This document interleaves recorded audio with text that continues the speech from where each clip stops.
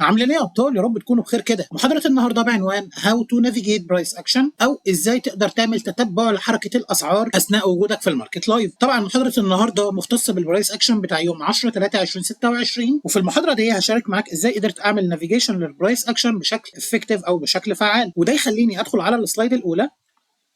طيب لو تفتكر على الديلي تايم فريم، انا لفت انتباهك للجاب اللي موجوده هنا المسجله يوم 4/2/2026. اما باختصاص البرايس اكشن بتاع امبارح، فزي ما انت شايف السعر نزل خد القاع الاسبوعي اللي موجود هنا، ومن بعدها السعر ابتدى يعمل ريتريسمنت للاعلى. لو نزلت على فريم الخمس دقائق، طبعا هتلاقي الصوره اللي موجوده امامك، والصوره دي هي اللي انا نزلتها على جروب التليجرام، ووضحت ان هي دي المستويات اللي انا مهتم بيها بالنسبه لحركه السعر. ولكن خليني اكون صريح معاك، النهارده بالنسبه لي البروبابيلتي ما كانتش عاليه. طيب ده راجع لايه؟ ده راجع لان انا لو رجعت للسلايد اللي قبليها هتشوف ان الديلي شارت او الشارت اليومي ماشي في هاي ريزيستنس ليكويديتي ران. بس كده لا، لو رجعت على السلايد اللي بعديها هتلاقي السعر اثناء الافتتاح اليومي بتاع النهارده، السعر ماشي بيوفر لي بريميوم ديليفري، او السعر بيوفر لي اسعار اعلى او اسعار غاليه، وبالتالي ده دخلني في حته ان انا بفكر في البيع اكتر من انا بفكر في الشراء. لذلك لو انا هفكر في البيع فانا عندي المستوى بتاع السيل سايد ليكويديتي اللي موجود هنا، ولكن في نفس التوقيت السعر ساب لي القمه بتاعه جلسه لندن اللي موجوده هنا، وده اللي خلاني اكون نيوترال او اكون محايد في البرايس اكشن النهارده، وما عنديش اي تحيز الا لما اشوف حركه واضحه. بكل بساطه انا عندي ديلينج رينج. يعني ايه ديلينج رينج؟ يعني انا عندي قاع موجود هنا، قمه موجوده هنا، البرايس اكشن موجود هنا. لو تاخد بالك السعر عند ال 50% تقريبا من الرينج ما بين القمه اللي موجوده هنا للقاع اللي موجود هنا. لذلك النهارده انا كنت نيوترال في جلسه نيويورك، ومستني اشوف السعر يعمل حاجات معينه. لو انا هفكر ان انا اشتري لازم اشوف السعر ياخد القاع اللي موجود هنا، ينزل للجاب الايجابيه اللي موجوده هنا، ومنها اشوف سيت اب استهدافا للندن هاي. طيب لو انا بفكر في البيع لازم اشوف السعر بيلكود اللندن هاي اللي موجود هنا، ومن بعدها اشوف الماركت بيكون لي بيرش سيت اب استهدافا للقيعان اللي موجوده هنا. طيب لو نزلت على ال1 مينيت تايم فريم هتلاقي ان الشمعه اللي موجوده هنا هي شمعه الساعه 9:30، وهي دي كانت شمعه الافتتاح. وانس ان الماركت افتتح، الماركت صعد بقوه للاعلى، خد لي القمه اللي موجوده هنا، والسعر من بعدها لف وشه ورجع داخل الجاب اللي موجوده هنا. ولكن الجاب اللي موجوده هنا ما كانش عندي ليها اي اهتمام من حيث ان انا اخد منها لونج او انا اخد منها شورت. ليه؟ بكل بساطه لان السعر اثناء ارتفاعه للاعلى ما خدش اي سيوله، وبالتالي الجاب اللي موجوده هنا ملهاش اي استخدام من حيث ان انا اقدر استخدمها عشان انا اخد منها تريد. من بعدها الماركت ابتدى يمشي في كونسوليديشن، نزل للاسفل، خد القاع اللي موجود هنا. طبعا اثناء ما السعر خد القاع اللي موجود هنا، لاحظ ان السعر عمل لي ماركت ستراكشر شيفت عند القاع اللي موجود هنا. من بعد ما السعر خد القاع اللي موجود هنا، السعر صعد للاعلى، تم تداوله داخل نطاق الجاب السلبيه اللي موجوده هنا، ومن بعدها شفنا السعر بينزل بشكل شارب او بشكل اجريسيف استهدافا للقاع اللي موجود هنا. ناتج ان السعر نزل بالشكل اللي انت شايفه ده، السعر حول لي الشمعه اللي موجوده هنا لبرش بريكر زي ما انت هتشوف في السلايد اللي بعديها. السعر هنا عمل لي ماركت ستراكشر شيفت، كسر القاع اللي موجود هنا. اذا الشمعه اللي موجوده هنا هي عباره عن بريكر. وانس ان الماركت اغلق بالشمعه السوداء اللي موجوده هنا، ده كان بالنسبه لي دليل قوي على الحركه البريش اللي احنا ممكن نشوفها. طيب في حاله ان السعر كان هيتحرك بشكل بريش، ايه اول حاجه السعر ممكن يتوجه ليها؟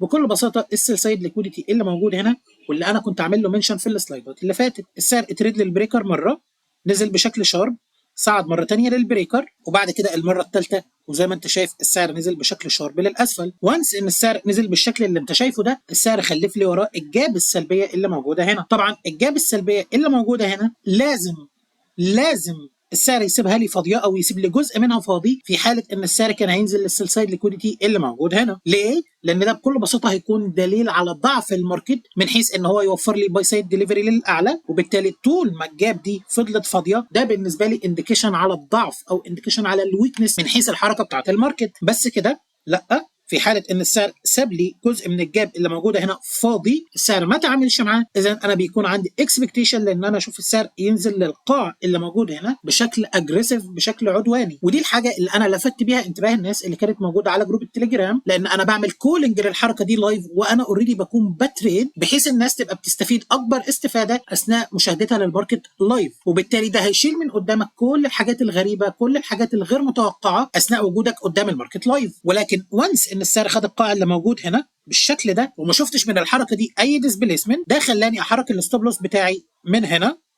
لحد الاغلاق اللي موجود هنا بتاع الشمعه الزرقاء اللي انا بشير اليها دلوقتي. طيب ليه؟ ده اللي هنعرفه مع بعض في السلايد اللي جايه. طبعا زي ما انت شايف قدامك على الناحيه اليمين ده شرط الاس ام بي 500، والشرط اللي ناحيه الشمال اللي هو الشرط بتاع الناسداك. لو تاخد بالك القاع اللي موجود هنا وهو قاع السي ار تي لو، اشمعنى القاع ده؟ لان القاع ده التوقيت بتاعه الساعه 8:31 دقيقه. لاحظ القاع اللي موجود هنا ريلاتيف للقاع اللي موجود هنا السعر كان فيري ويك، السعر كان ضعيف، ما قدرش ينزل ياخد القاع اللي موجود هنا، على عكس الاس بي 500.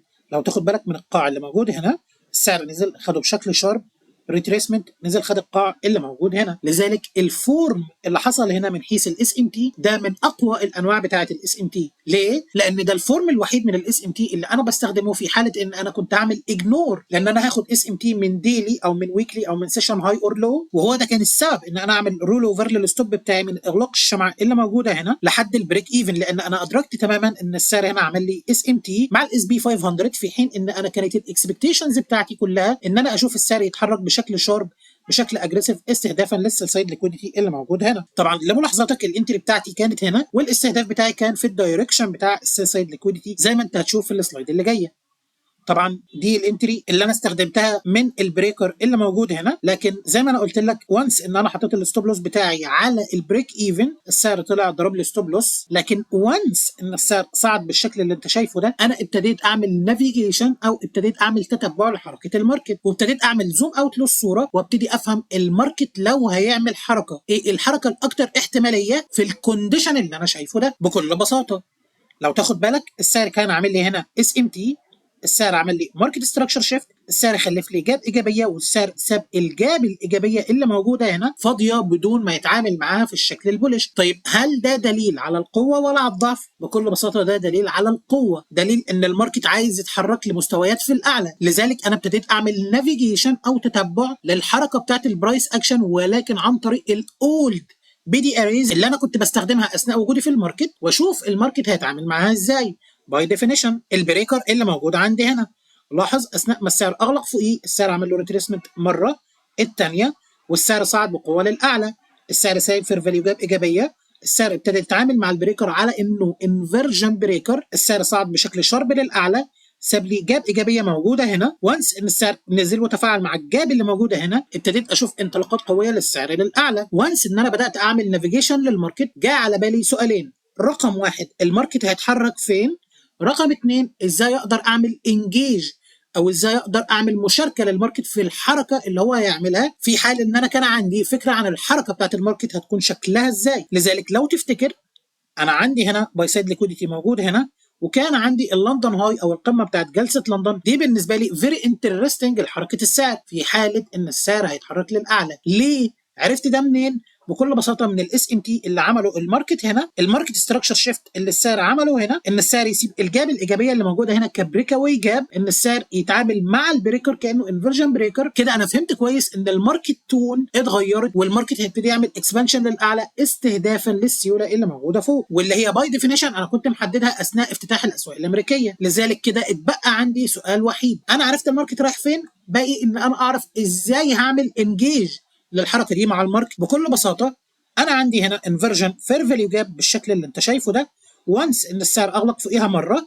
نزل اتعامل معاها ولقيت ان الاغلاقات كانت بالشكل البولش. عرفت منين؟ بان السعر كل الجسم بتاع الشمعه بيرميه بره الجاب اللي موجوده هنا. لذلك وانس ان افتتحت الشمعه اللي موجوده هنا ونزلت اتريدت للانفرجن فير فاليو جاب، دي كانت الانتري بتاعتي، والخروج بتاعي كان عند قمه جلسه لندن. طبعا كان بيحصل كتير معايا احيانا ان انا اكون حاطط التارجت بتاعي عند اللندن هاي او فوقيه بحاجه بسيطه، السعر يطلع من غير ما يعمل لي تريجر للتيك بروفيت بتاعي والسعر ينزل يرول اوفر للاسفل. لذلك انا عملت كلوز للتريد مانوالي لان اكيد مش هضحي بالحركه بتاعت السعر اللي كان متحركها دي كلها. وبكده ابقى انتهيت من محاضره النهارده، وهسيبك مع التو تريدز اللي اخدتهم النهارده على الماركت. انا بتمنى لكم التوفيق وبتمنى اكون قدمت لكم معلومه مفيده كده يا رب.